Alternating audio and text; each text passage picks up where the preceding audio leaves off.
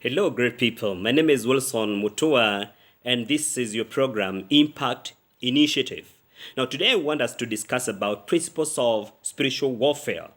And I'm getting my principles from Deuteronomy chapter 20, and I'll read from verse 1, and we'll just get principles from this particular portion of scripture on how to engage in spiritual warfare. Now, when you go out to fight your enemies and you face horses and chariots and an army greater than your own, do not be afraid. So the first thing when we are engaging in war, whatever kind of war, it is the management of fear. We should not be afraid. And this is because of being assured of the presence of the Lord, that God is with us, because it continues to say, the Lord your God who brought you out of the land of Egypt is with you. So the management of the issue of fear, whenever we are fighting, we must be fully assured that God is with us, the Lord who brought us out of Egypt. Now, the other thing that we need to have, or to know, the second principle in engaging in spiritual warfare, it is having hindsight. Hindsight is looking back and remembering the exploits that the Lord enabled you to accomplish.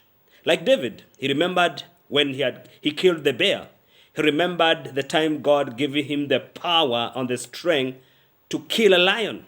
And this time when he is being faced with Goliath, now he had courage. He had cumulative faith out of these exploits that God had enabled him to accomplish. So it is very important to look back and see the goodness of the Lord, the exploits that you have been enabled by the Lord to accomplish. So verse 2, when you prepare for battle, the priest must come forward to speak to the troops. When you prepare for the battle, the priest must come forward or close. So this is the role of leadership, which is very pivotal in the day of battle. So we need to understand that we cannot just engage in warfare without the component of leadership. Leadership is very, very important. You cannot just go somewhere and fast for 30 days, 40 days, and then you ignore your leadership. You cannot engage in spiritual warfare when you are not under any authority. There are people who just do things, they engage in spiritual warfare, but they are not submissive to any form of authority. And therefore, the role of leadership in the day of battle is very pivotal. So in verse 2, the leadership will come when you prepare for the battle. The priests, who are represented by the leadership here, must come forward to speak to the troop.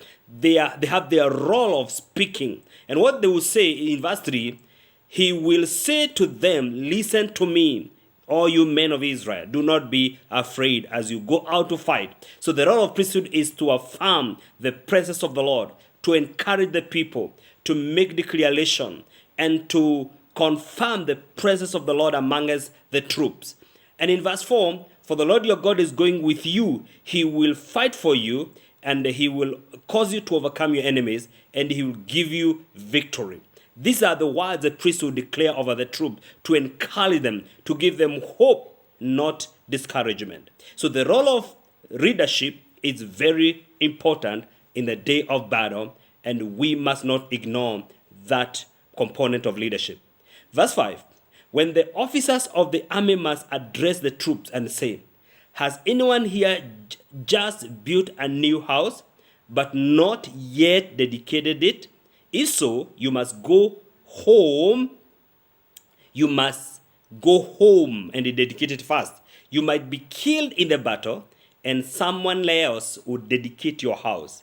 Has anyone else just planted a vineyard, but but not yet eaten any of its fruit? If so, you must go home. You might die in the battle, and someone else would eat the first fruit.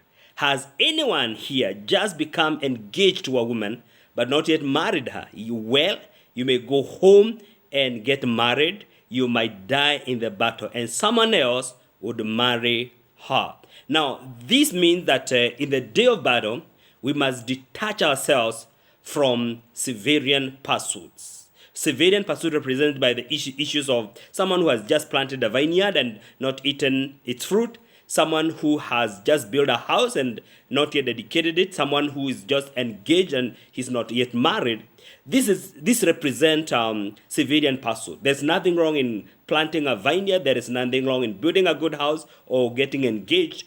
But the principle behind here is the issue of Severian pursuit, that whoever is going out there to fight, you must have no attachment to issues that are focusing on yourself. You must die to self. You must have single focus on the agenda ahead of you, which is to fight the enemy and engage. So there must be that detachment from Severian pursuit. Well, this does not mean that we should not get married. It doesn't mean we should not build good houses, even as we fight. But the principle behind this particular portion of scripture is where those things that may cause you not to concentrate and not to fight and not to give yourself fully to the purpose of God in the day of the battle, then we must be ready to detach ourselves from such. And so this is one more principle on how to engage in the spiritual warfare.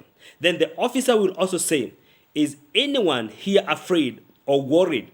If you are, you may go home before you are frightening anyone else. Meaning, back to the issues of management of fear, where we started in verse 1, that fear is contagious. And the officers will also say, is anyone here afraid or worried? If you are, you may go home before you frighten anyone else. Meaning, fear is contagious. Fear is contagious. And we should manage the issues of fear by thinning, by causing everyone who is fearful or who is not courageous enough to go home, because fear is contagious, same way as courageous. Being courageous can also be contagious. Also, fear in a way can be contagious. Gideon had to thin his army, and finally he was left with only 300 men who are ready to fight, because in a way, fear can be contagious. Same way, being courageous can also be contagious. Now, we need also to understand something in verse 10. Verse 10, as you approach a town, another principle on how to engage in spiritual warfare, as you approach a town to attack it, you must first offer its people terms of peace.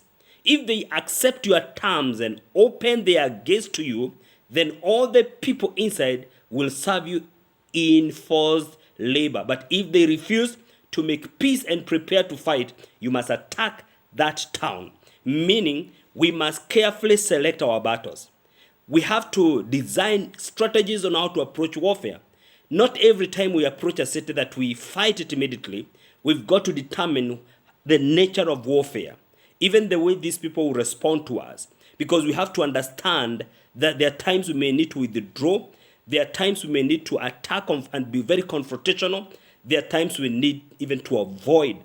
And so it is very important to know the strategy of warfare according to this particular scripture, that as you approach a town to attack it, you must first of all design a strategy based on their response of the nature of the enemy. If the enemy is not aggressive, the Bible says, make peace. And this peace does not mean that you comply and get into their customs or way of doing things, but it subjects them into a condition or circumstances that will make them not be able, to rise again. That is forced labor, causing them to be your slaves and your servants. And finally, the other thing that we need to know when we are engaging in spiritual warfare is the issue of enjoying the plunder. We must enjoy the plunder of the war. Anytime we go to the war, we must enjoy the plunder of war. In verse 14, but you may keep for yourselves all the women, children, livestock, and other plunder. You may enjoy the plunder from your enemies that the Lord your God has given you. So it is important to understand that as long as God has allowed us to enjoy the plunder of the war, we must rejoice. The plunder of war may mean, breakthrough in prayer. The plunder of war may mean financial prosperity. The plunder of war may mean, social prosperity. Because in this particular scripture in verse 14, but you may keep for yourself all the women and children. These are social benefits of the plunder, because women and children here represent the social aspects of the plunder. And also livestock, another plunder, meaning livestock is economic prosperity. That when we go to war, we experience social wellness, and we also have spiritual and even economic breakthrough. And we need to enjoy the plunder of war. There is no war without plunder. So God bless you so much. This is Wilson Mutua, and this is Impact Initiative. God bless you.